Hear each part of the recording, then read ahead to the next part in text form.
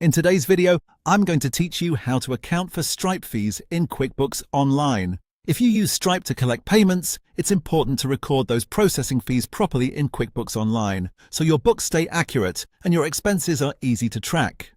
The good news is that this is a very quick process once you know where to enter the fee. To get started, go into QuickBooks Online and click the Create icon at the top left of the screen.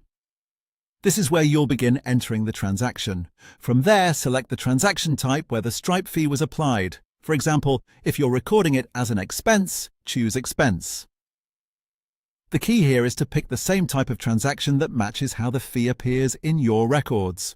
Once you've opened the transaction, go ahead and enter the details normally. Fill in the standard information just as you would for any other transaction, making sure the basic amounts and payment details are entered correctly. Taking a moment here to make sure everything matches your Stripe records or bank activity can help prevent confusion later. After that, move down to the Category Details section. This is the part that lets you break the transaction into categories for more accurate bookkeeping. Here you'll want to add a fee category in the Category Details list. If you already have a category for payment processing fees, merchant fees, or Stripe fees, you can use that. Using a dedicated category makes it easier to review these costs over time and understand how much you're paying in transaction fees. Next, enter the amount of the Stripe fee in that fee category line. Be careful to type in the exact fee amount so your transaction reflects the correct net result.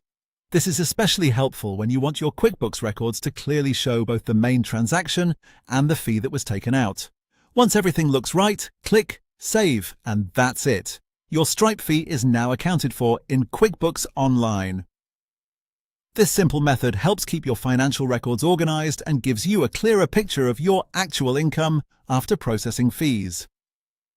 If you're entering multiple transactions, staying consistent with the category you use for fees will make your reports much cleaner and easier to understand. That's all.